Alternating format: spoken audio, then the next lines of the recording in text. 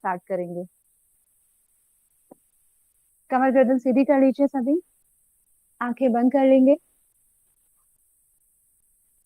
एक लंबा गहरा सांस भरें और छोड़ें। एक बार ओम का उच्चारण। ओम।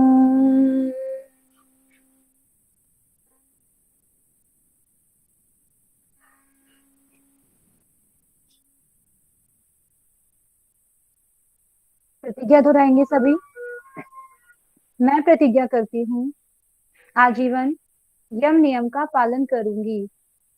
मैं प्रतिज्ञा करती हूँ विश्व में योग का प्रचार प्रसार करूंगी। मैं प्रतिज्ञा करती हूँ फर्स्ट अटेम्प्ट में नेट और जेआरएफ एग्जाम क्लियर करूंगी। मेरी संकल्प शक्ति सुदृढ़ है, पवित्र है, अबाध्य है। ओम ओम ओम।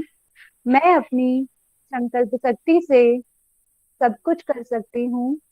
ओम ओम ओम। मेरे पास अजय मनोबल है। ओम ओम ओम। शांति ही शांति ही शांति ही। दोनों हाथों की नमस्कार मुद्रा। खुद से संकल्प और प्रण कि आज से आप जो नेट जेआरएफ की क्लासेस आपने ज्वाइन की हैं या आप नेट जेआरएफ के लिए जो अध्ययन करने जा रहे हैं उसको पूरी श्रद्धा के साथ मन लगाकर एकाग्र होकर और एक संकल्प लेकर चलना है और अच्छे से अपनी स्टडी को कंटिन्यू करते जाना है। दोनों हथेलियों को आपस में रब करेंगे अच्छे से। हाइट पर रखेंगे और धीरे से वापस। देखिए जब प्रेयर होती है तो अच्छे से मन लगा के प्रेयर करें, क्योंकि जैसा आप सोचते हैं जैसा आप बोलते हैं वैसे ही आपके हार्मोन्स रिलीज होते हैं। तो प्रेयर का एक बहुत बड़ा महत्व होता है। ठीक है, तो हम बात कर रहे थे। आपने पूछा था, किसने पूछा था क्वेश्चन? अंकिता जी ने। Yes ma'am. ओके। हाँ, जिनको नहीं पता, जो बिल्कुल जिनके लिए बिल्कुल न्यू है नेट जेआरएफ कि उनको कुछ नहीं पता, उनके लिए मैं बता रही हूँ। ठीक है, इसमें दो पेपर होते हैं, एक पेपर 1 और एक पेपर 2। जो पेपर 1 होगा आपका वो होगा जिसमें कि आपकी 10 यूनिट्स रहती हैं और पेपर 2 में भी 10 यूनिट्स होंगी। आप योगा का सिलेबस जो आप पढ़ रहे हैं, योग से रिलेटेड जो आप बुक्स पढ़ते हैं, हट प्रदीपिका या किरण संहिता, वो सब आपका पेपर 2 में आएगा। जो कि 100 क्वेश्चंस इसमें होते हैं, 200 मार्क्स का होता है और आपका टोटल पेपर होता है 300 मार्क्स का। उसमें जो पेपर 1 है वहां से 50 क्वेश्चंस आपके आएंगे और वो होता है आपका, आपके सिलेबस से अलग होगा वो। जैसे कि उसमें आएगा आपका टीचिंग एप्टीट्यूड, टीचिंग मेथड्स आपका आएगा पेपर 2 में, टीचिंग एप्टीट्यूड आएगा आपका पेपर 1 में। आप रिसर्च आप पढ़ते हैं, रिसर्च आएगी paper 1। Maths, reasoning, data interpretation, जितना भी आपका और कॉम्प्रिहेंशन होता है उसमें। ठीक है, आईसीटी, आपको कंप्यूटर की भी थोड़ी नॉलेज होनी चाहिए, एनवायरनमेंट की भी नॉलेज होनी चाहिए। वो आपका फिक्स नहीं है, ठीक है, वो सिलेबस आपको दिया जाता है। उसकी कोई बुक भी है, जैसे बुक मैं आपको बताऊंगी कि कौन सी बुक लेनी चाहिए कौन सी नहीं लेनी चाहिए। लेकिन उसके अलावा भी वो क्या होता है कि जितनी भी अवेयरनेस रखनी है आपको, जो भी चीजें चल रही हैं, जैसे अभी न्यू एजुकेशन पॉलिसी आई है उसके अंदर जो चीजें हैं, मतलब जो भी अभी चेंजेस होते जा रहे हैं किसी भी चीज में एजुकेशन को लेकर, हायर एजुकेशन आपका सब्जेक्ट होता है उसमें, तो सारी चीजें आपको पता होनी चाहिए। बाकी पेपर 2 तो आपकी नॉलेज में है, उसमें भी जो आप पढ़ते आए हैं उससे भी बहुत ज्यादा उसमें सब्जेक्ट हैं। जैसे हट रत्नावली है, शिव संहिता, सिद्ध सिद्धांत पद्धति, वो सब चीज मैं आपको बताऊंगी कौन सा किस में आएगा। सारे सब्जेक्ट आपकी गीता हो गई, वो सब आपके पेपर 2 में आते हैं। तो मैं पेपर 1 का ना आपको सिलेबस दिखाती हूँ पहले। आज हम सिलेबस की ही बात करेंगे। सुन पा रहे हैं आप मुझे? समझ आया थोड़ा बहुत आपको कि यस पेपर मैम। 1 और पेपर 2 में yes ma'am. Difference? Yes ma'am. Yes. हाँ, तो कितने पेपर होते हैं हमारे नेट जेआरएफ में? दो टू पेपर। टू दो पेपर। पेपर होते हैं। हाँ, और आपका जो योग का सिलेबस है वो कौन से पेपर में होता है? पेपर 2। दूसरे पेपर में। पेपर सेकंड 2 में पेपर। होता है। जिसमें आपकी हठ योगिक ग्रंथ, आपकी एनाटॉमी, फिजियोलॉजी, साइकोलॉजी, ठीक है, आप जो प्रैक्टिकल योगा करते हैं वो, और जितनी भी चीजें हैं वो सारी आपकी, जितना भी आपका सिलेबस है ओवरऑल वो सारा, रिसर्च को छोड़कर, रिसर्च आपका पेपर 1 में आता है बस। बाकी सारी चीजें आपकी पेपर 2 में इंक्लूड हो जाएंगी। इवन सिर्फ वही चीजें नहीं, बहुत सारी चीजें और भी। अगर आप मैं ये नहीं कहती एग्जाम आपको देना है कि नहीं देना, वो चीज अलग है, बट अगर आप एक सच में एक योग को जानना चाहते हैं डीपली, तो अगर आप नेट जेआरएफ का सिलेबस कवर कर लेते हैं ना, तो आप इतना कुछ जान पाते हैं कि आप नेट जेआरएफ ना भी क्लियर करें, तो आप अगर कहीं खड़े होते हैं, कल अपने सिखाते हैं या आप कहीं भी जाते हैं अपने आप को प्रेजेंट करते हैं, तो आपके पास इतनी नॉलेज होगी कि हाँ आपने पढ़ा है ढंग से। तो आपको पूरा सिलेबस मेरे हिसाब से तो पढ़ना ही चाहिए, क्योंकि ओवरऑल चीजें कवर हो जाती है उसमें। चलिए मैं दिखाऊं आपको सिलेबस आगे क्या है। Yes, ma'am. Yes, हम्म। ma'am. Yes. Yes, ma'am. Okay जी, 1 मिनट देना बस मुझे।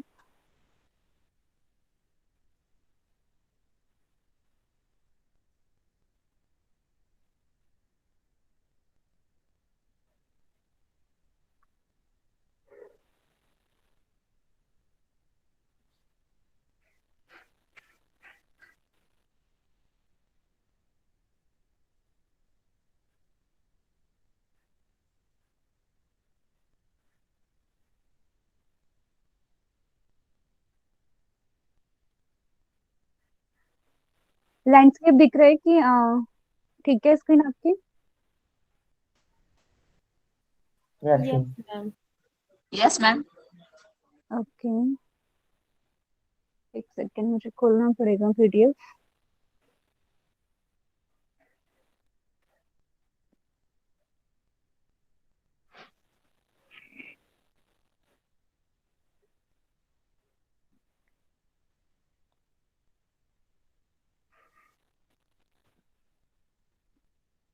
विजिबल है।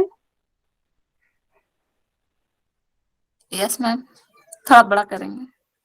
हाँ हाँ, 1 मिनट।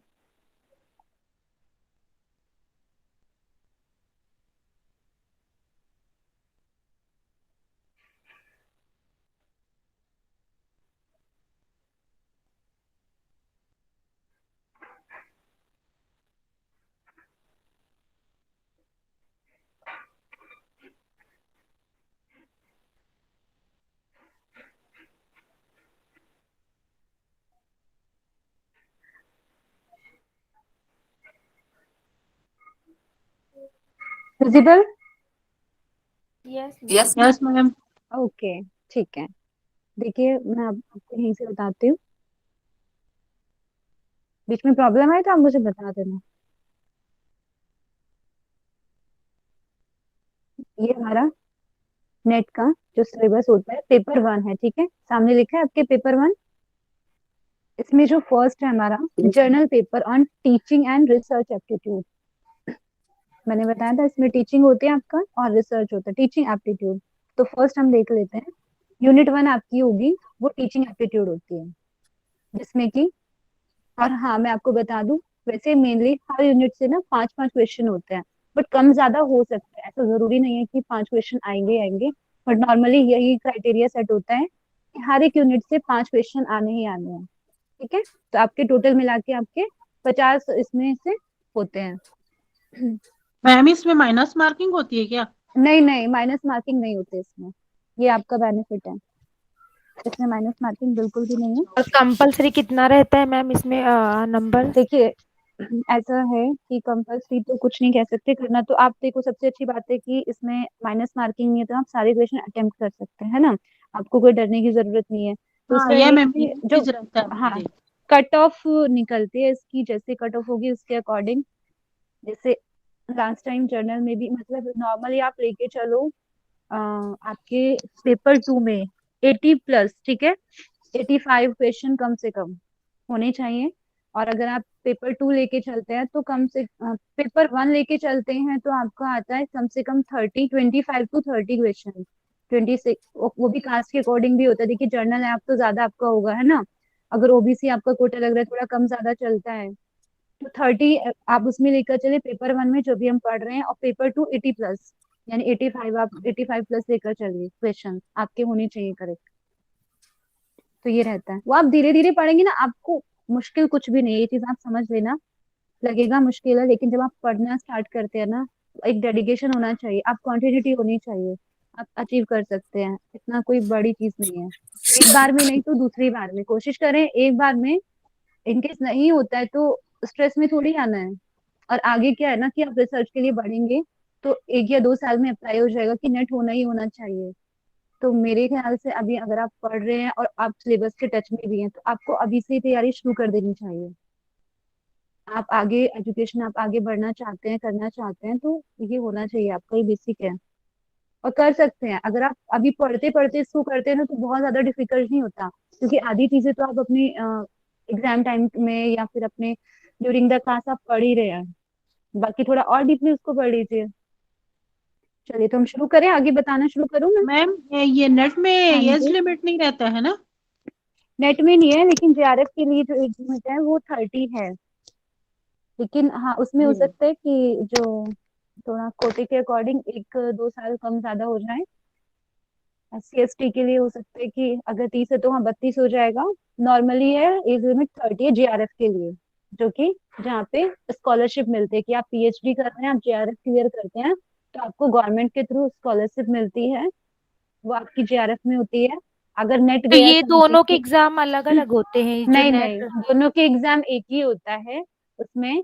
अगर समझिए, मैं नॉर्मली एग्जांपल दे रही हूँ कि अगर आपके मार्क्स आए हैं 300 में से, आपका परसेंटेज में लेकर चल रही हूँ, अगर 65% पे क्या हो रहा है कि नेट जा रहा है, ठीक है, उसमें से उससे ऊपर अब जो भी नंबर आएंगे तो वो जेआरएफ इंक्लूड होता है। 65 पे नेट होगा और उससे ऊपर नंबर आते हैं अगर 66, 67%, 68%, तो वो जेआरएफ में आता है। नहीं, जैसे मैम जेआरएफ में एज लिमिट है, तो जो एज लिमिट हम्म। के ऊपर है वो जेआरएफ फिर कैसे निकलेगा? जैसे नेट तो सब मान लो उनका दे रहे। जेआरएफ नहीं, उनका जेआरएफ नहीं है। हाँ, वही वही। उनके लिए नहीं है, उनके लिए नेट ही है। चाहे वो उनको जेआरएफ, वो उसके लिए एलिजिबल ही नहीं है, वो एज लिमिट सेट की गई है उनके लिए। वो बस नेट करे, मतलब ये है कि उनको वो गवर्नमेंट की तरफ से पैसे नहीं दिए जाएंगे, बस ये फर्क है। जो मैम जो लेकिन 30 ये है। रहता है क्या हम्म। कि ओवरऑल मिला के सब में परसेंटेज पास होना नहीं है, कि सभी सब्जेक्ट में पास होना जरूरी है मैम? सब्जेक्ट में पास नहीं होना, इसमें पेपर है ना, 2 जो पेपर्स हैं पेपर में होता है, दोनों में तो आपको पास होना ही होना है। तो दोनों का ये जो यूनिट्स है ना, इसके सब्जेक्ट के अकॉर्डिंग आप नहीं माने जाएंगे। ऐसा नहीं है कि आपने अगर टीचिंग में आपका नहीं हुआ और आपने रिसर्च का अच्छा किया तो वैसा नहीं है, वहां पे कोई दिक्कत नहीं है। आपका पेपर 1 और पेपर 2 इंक्लूड होता है, सब्जेक्ट वाइज नहीं होता। ठीक है। जैसे यूनिट्स हैं आपकी, 20 यूनिट्स हैं, तो ऐसा नहीं है कि आपने एक यूनिट गलत करी है तो उससे कुछ गलत होगा, नहीं। आपका ओवरऑल देखा जाता है कि पेपर 2 में क्या है और पेपर 1 में क्या है। ये मैम वही बोल रही मैम कि जो हम्म। परसेंट दोनों पेपर मिलके बनता है, लेकिन हाँ हाँ, जो वन दोनों वन पेपर। पेपर और सेकंड पेपर दोनों में पास होना जरूरी है। हाँ बिल्कुल, दोनों में। चलिए मैं बताती हूँ। देखिए इसमें यूनिट 1 है जो आपकी, वो है टीचिंग एप्टीट्यूड। और टीचिंग में क्या आएगा आपका? Teaching concept, objectives, levels of teaching, वो सब पढ़ाया जाएगा आपको। Memory, understanding and reflective, characteristics होंगे, learner characteristics, factor affecting teaching related to methods of teaching in institution of higher learning। ठीक है, ये हिंदी में भी पढ़ाया जाएगा, वो आप टेंशन ना लें कि इंग्लिश में है सारा, वो आपको कन्वीनियंट रहेगा। तो ये फर्स्ट हमारा टीचिंग मेथड्स है, ये टॉपिक है, ठीक है। ये हमें पूरा कवर करना होता है, हर एक चीज इसकी हमें कवर करनी है। कहीं से भी कोई भी क्वेश्चन बन सकता है, इवन क्वेश्चन ऐसे भी बन जाते हैं कि जो ये एडोलेसेंट है और एडल्ट लर्नर्स हैं, वो कौन से टॉपिक के अंदर आएंगे। इवन सिलेबस से भी क्वेश्चन आ जाता है कि कौन से टॉपिक के अंदर है, कि जो स्वयं प्रभा है, मूक है, वो किसके अंदर आएगा, the methods of teaching in institution of higher learning. ठीक है। तो आपको सिलेबस, आपको हर एक चीज पे नजर रखनी है। ऐसा नहीं है कि आप सिर्फ बुकिश नॉलेज पे लगे हुए हैं। आपने कई बार ऐसा होता है कि आपने बहुत डीप तो पढ़ लिया लेकिन बाहर की चीजें आपने नहीं पढ़ी। ऐसा मैंने इस बार पेपर में देखा था कि आप बहुत डीप स्टडी कर रहे हो लेकिन क्वेश्चन कई बाहर से आए हुए थे। तो आप ये नहीं सोचेंगे कि आप बड़ी बड़ी चीजों को पढ़ें, आप छोटी चीजें भी आपको उतने ही माइंड में रखनी है। आगे बढ़ते हैं, 1 मिनट।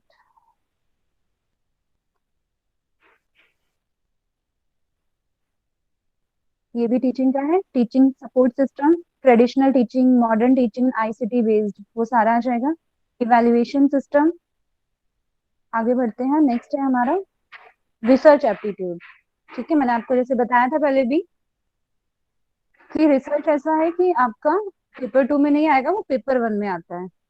तो रिसर्च में क्या क्या पढ़ना है, रिसर्च का मीनिंग क्या होता है, ठीक है, टाइप्स क्या है, करेक्टरिस्टिक्स क्या होते हैं, पॉजिटिविज्म और post positivism approach of research, experimental research क्या होती है, डिस्क्रिप्टिव क्या होती है, historical, qualitative and quantitative methods, steps of research क्या होते हैं, थीसिस एंड आर्टिकल, ये सारा आपका आ जाएगा। ICT in research, research ethics, यहाँ से क्वेश्चन बनते हैं, ये वाले से सबसे ज्यादा क्वेश्चन आते हैं। यहाँ से, यहाँ से आ जाएंगे, यहाँ से भी आ जाता है, ये भी, मतलब कहीं से भी आ सकता है, लेकिन कुछ एरियाज होते हैं कि वहां से ज्यादातर आते ही आते हैं, तो यहाँ से बहुत आते हैं। इस बार भी आया था एक्सपेरिमेंटल से। थर्ड आपका हो गया कॉम्प्रिहेंशन। ये तो क्या है कि आपको प्रैक्टिस करनी है थोड़ी, कि आपको पैसेज दिया जाएगा, इसके अकॉर्डिंग आंसर आपको देने हैं। बट हाँ, पैसेज उतना इजी होता नहीं है उसको थोड़ा समझ के अच्छे से करना है। तो किसी भी चीज को बहुत लाइटली नहीं लेना कि ये तो आप कर लेंगे आराम से। जो चीज स्ट्रांग है उसको और स्ट्रांग कर लीजिए, जो वीक है उसको और ज्यादा फोकस कर लीजिए। अब कम्युनिकेशन, हमारा कम्युनिकेशन स्टार्ट हो रहा है, तो कम्युनिकेशन हम पढ़ेंगे। कम्युनिकेशन मीनिंग क्या होता है इसका। अब हाँ, कहाँ से ये आया, ठीक है, छोटी छोटी चीजें, कई बार आपने कम्युनिकेशन का मीनिंग आपको पता है, कम्युनिकेशन वर्ड कहाँ से लिया गया है, किस किस वर्ड से मिलकर बना है, ये सारी चीजें, मीनिंग क्या है, टाइप्स क्या है उसके, करेक्टरिस्टिक्स क्या है कम्युनिकेशन के, इफेक्टिव कम्युनिकेशन क्या होती है, वर्बल होती है कि non verbal, intercultural, group communication, classroom communication, हर एक चीज आपको इसके बारे में पता होनी चाहिए। बैरियर्स क्या होते हैं, यहाँ से क्वेश्चन आता है बैरियर से, मास मीडिया एंड सोसाइटी, ये सारी चीजें आपको ओवरऑल पता होना चाहिए। और ऐसा होता है ना, आपके पास 4 ऑप्शन रहते हैं, अब 4 ऑप्शन में से मतलब आपको थोड़ा सा भी इधर उधर हुआ, आपको लगेगा ये भी ठीक है ये भी ठीक है, तो आपको कॉन्फिडेंट रहना है आंसर को लेकर कि आपने जो पढ़ा है इसको ध्यान से। मैथ्स अगर हम देखें, math reasoning, types of reasoning, number series आएगा आपका, letter series, code and relationships. इस बार मैथमेटिक्स काफी क्वेश्चन थे, तो मैथमेटिक्स में आपको अच्छे से प्रैक्टिस कर लेनी है। और हाँ, मेन होता है आपको प्रीवियस ईयर के क्वेश्चन पेपर, वो बहुत इंपॉर्टेंट होते हैं इस बार। कितने सारे क्वेश्चन पिछले जो पहले आ चुके हैं रिपीट हुए हैं, इवन आपको वहां से आइडिया हो जाते हैं कि कैसे क्वेश्चन आते हैं और क्या क्या तैयारी आपको करनी है, किस किस चीजों पे ज्यादा फोकस रहना है। कुछ क्वेश्चन ऐसे हैं ना, कुछ पैटर्न तो वापस रहते ही रहते हैं, वो रिपीट होते ही रहते हैं, जैसे मैथ्स का है, मैथ्स के परसेंटेज वाले हैं, तो वो वापस रिपीट होते ही रहेंगे। पैटर्न मिल जाएगा आपको कि इस पैटर्न पे आपको काम करना है। प्रॉफिट एंड लॉस है, यहाँ पे है fractions, time and distance ratio, proportion, interest and discounting, average. इसके बाद आपको कुछ नहीं पढ़ना है, जो सिलेबस है आपको उसी पर ही फोकस करना है। सिलेबस तो आपको अपने सामने रखना है, हिंदी इंग्लिश जो भी आप कर रहे हैं जिसमें भी तैयारी, आपका सिलेबस आपके सामने होना चाहिए। समझ रहे हैं ना, सिलेबस तो आपको हार्ड कॉपी रखनी है, आप सिलेबस सामने रखेंगे और टॉपिक्स उठाएंगे कि ये आपको पढ़ना, उससे रिलेटेड आपके प्रीवियस पेपर्स आपके पास होने चाहिए। लास्ट जितने भी पेपर्स हैं वो सब मैं आपको प्रोवाइड करा दूंगी, वो आप टेंशन मत लेना, वो सब आपको मिल जाएंगे। ये आपका हुआ यूनिट 5 तक आपने देखा है। ये थोड़ा ना ऊपर नीचे हो गया, मैं सीक्वेंस में लगा कर दे दूंगी आपको। अभी 6 है आपका logical reasoning, understanding the structure of argument, argument forms, structure of tetralogical proposition, mood and figure, formal and formal, square of opposition। ठीक है, ये जब हम पढ़ेंगे तो उसको डीपली देख लेंगे। वेन डायग्राम्स है, evaluating and deductive and deductive reasoning, Indian logic, यहाँ पे सारे जो आपने उसमें पढ़े हैं ना, दर्शन के प्रमाण, ये सब इसमें मिल जाएगा आपको। उसके आधार पर जो रीजनिंग होती है उससे भी क्वेश्चन आते हैं, इससे कई क्वेश्चन बनते हैं। ये पहले नहीं था, ये कुछ सालों से अभी एड ऑन की गई हैं ये चीजें। अर्थापत्ति हो गया, अनुपलब्धि हो गया, प्रमाण, शब्द प्रमाण, ये दर्शन से रिलेट करता है। अनुमान, व्याप्ति और हेत्वाभास, ये सब हमारा दर्शन से है, लॉजिकल रीजनिंग के अंतर्गत यहाँ से क्वेश्चन आते हैं। ठीक है, ये यूनिट 7 है हमारी, डाटा इंटरप्रिटेशन। इसमें हमारा ग्राफ वगैरह आ जाते हैं, ठीक है, लाइन चार्ट आ जाता है, इसमें से क्वेश्चन आते हैं।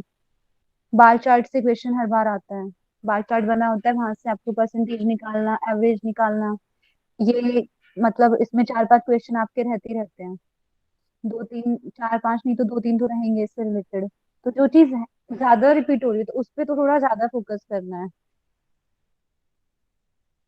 यहाँ पे है आपका यूनिट, आपका 8 हो गया, ICT, information and communication technology.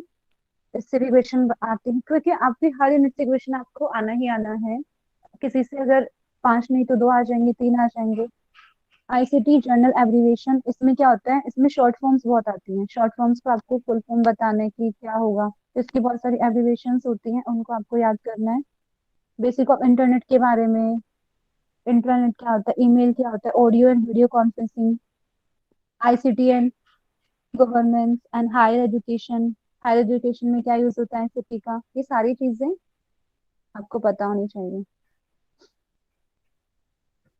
अब नेक्स्ट है आपका एनवायरनमेंट, ठीक है, 9th यूनिट। यहाँ से क्वेश्चन बनते हैं, इसमें आपके जो भी लेटेस्ट चीजें आपको पता है, एनवायरनमेंट से रिलेटेड जो भी चेंजेस होते रहते हैं उनको आपको पता होना चाहिए।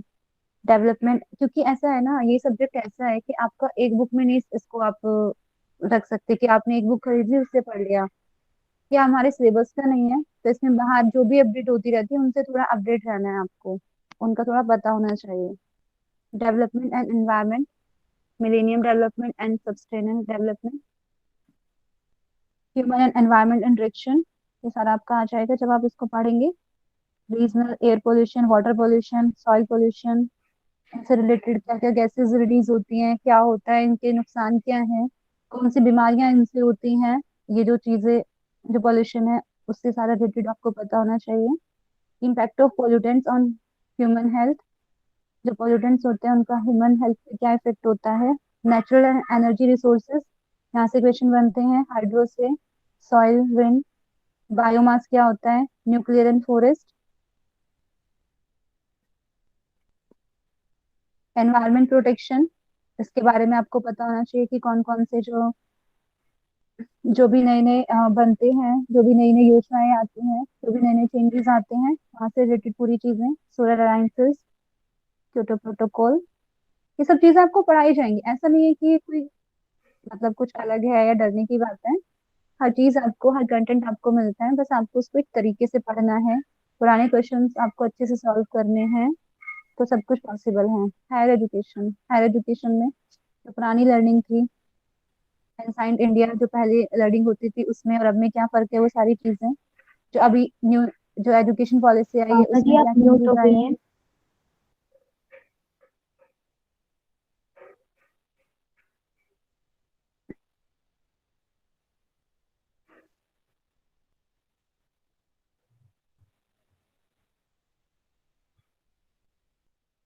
आवाज आ रही है मेरी? यस मैम आ रही है। Yes ma'am. Yes ma'am. अच्छा, बीच में आ नहीं रही थी क्या आवाज? आ रही थी, आ रही थी। अच्छा, ठीक है। तो हायर एजुकेशन के बारे में हम बता रही थी ना, कि इसमें आपको पता होना चाहिए जो एंसाइंट, जो पहले प्राचीन जो एजुकेशन थी, और सबसे जो पुराने जो भी एजुकेशन, जो स्कूल्स थे या कॉलेजेस थे, यूनिवर्सिटीज थी, वो कौन सी थी। जो सेंट्रल यूनिवर्सिटीज होती हैं वो कितनी हैं, ठीक है, उनमें क्या होता है, गवर्नर कौन होते हैं उनके, उनको चांसलर कौन होते हैं, उनको कौन किस एक्ट के अंतर्गत वो आती हैं, तो ये सारी चीजें आपको इसमें पढ़ाई जाती है। Deemed to be universities, private universities, हर चीज, हायर एजुकेशन, जो भी हायर एजुकेशन के बारे में जो भी नॉलेज होती है वो इसमें आपको दी जाती है। क्या पॉलिसीज होती हैं एडमिनिस्ट्रेशन के बारे में, वैल्यू एजुकेशन, तो वो सारी चीजें आपकी हायर एजुकेशन के अंतर्गत आती हैं। तो ये हमारी जो 10th यूनिट्स हैं, इसमें आपने सब्जेक्ट देखे, इसमें सब्जेक्ट ये हैं, ये हायर एजुकेशन हो गया आपका, एनवायरमेंट है, ठीक है, आईसीटी है, कंप्यूटर से रिलेटेड, डाटा इंटरप्रिटेशन हो गया, logical reasoning, teaching aptitude, mathematical, communication, comprehension, research aptitude, ये आपका हो गया, ठीक है। ये हमारे सब्जेक्ट्स थे जो कि हमें पढ़ने हैं। तो हम कम्युनिकेशन से शुरू कर रहे हैं क्योंकि एकदम से हम हार्ड चीज उठाएंगे तो थोड़ा सा ऐसा लगता है कि पता नहीं कितना हार्ड हो गया, तो एक तरीके से चलिए, तो सारी चीजें पॉसिबल है। उसमें से ये भी देखना है कि कौन सा जो सब्जेक्ट है वो ज्यादा मार्क्स गेन करता है, तो उसके अकॉर्डिंग हमें तैयारी करनी है। अच्छा, आपके कोई क्वेश्चन है तो पूछिए। Yes ma'am. हाँ जी, कोई भी क्वेश्चन है आपके, कोई भी प्रश्न आप अभी भी मन में है इससे रिलेटेड तो आप पूछ सकते हैं। No ma'am. कोई डाउट्स, कुछ पूछना हो किसी को भी, कोई भी अभी भी और भी नॉलेज लेनी है कि कौन सा सब्जेक्ट ज्यादा पढ़ना चाहिए, कौन सा कम पढ़ना चाहिए पेपर 2 में, क्योंकि आज कल से अभी जो कल हमारी क्लास होगी वहां से हम पढ़ना स्टार्ट कर देंगे इसको। क्योंकि आपको सिलेबस पता होना बहुत जरूरी है, कोई भी चीज आप शुरू कर रहे हैं तो पहले उसका सिलेबस जरूर जान लीजिए कि उसमें क्या क्या आपको पढ़ना है। और सिलेबस आप सभी के पास होना चाहिए, मैं भेज दूंगी। आपको पहले सिलेबस देखना है कि क्या क्या चीजें आपको कवर करनी है। आप पढ़ते जा रहे हैं, आपको पता है नहीं कहाँ पे स्टॉप करना है, कहाँ पे उसको रोकना है, तो वो मैम गलत तरीका है। हाँ जी। इसके एग्जाम कब होंगे? एग्जाम कब होंगे? देखिए ऐसा है, अभी जब से कोविड आया ना तो थोड़ा सिस्टम बिगड़ा हुआ है, कि मतलब चीजें आगे पीछे हैं। तो अभी जो एग्जाम कंडक्ट हुए थे नवंबर लास्ट में, वो अभी हुए हैं 2020 का दिसंबर, और 2021 का क्या था वो, 2021 का मई वाला सेशन। तो अभी 2021 का ना दिसंबर सेशन हुआ नहीं है, जबकि 21 चला गया है। ये साल में 2 बार होते हैं एग्जाम, नॉर्मल 2 बार होते थे, लेकिन जब से कोविड आया है ना तो वो थोड़ा डिस्टर्ब हो गया है सीक्वेंस। तो अभी फॉर्म निकलेंगे जब भी, तो मैं आपको जरूर बताऊंगी कब निकलने वाले हैं फॉर्म और कब ये फिल हम करना लोग है। का ये जब कंप्लीट हो जाएगा उसके बाद फिर ऐसे होगा ना, मतलब ये एमए का भी ये फाइनल टर्म कंप्लीट होने के बाद आप ऐसा? बीच में भी दे सकते हो, आप बीच में भी दे सकते हो। अच्छा, एग्जाम हम दे सकते हैं? हाँ, आप दे सकते हैं। और जी। उसमें टाइम टाइम होता है अच्छा। कि जैसे आपने एग्जाम दिया तो उसके 2 साल के अंदर अंदर आपकी मास्टर्स होनी चाहिए, वरना फिर वो वैलिड नहीं होगा। समझ रहे हैं? जी जी मैम। ऐसा ऐसे जेआरएफ का भी होता है, आपने जेआरएफ क्लियर किया तो आपका टाइम पीरियड दिया जाता है कि इसके अंदर अंदर आपको ना रिसर्च में यानी अपने पीएचडी में एडमिशन लेना है।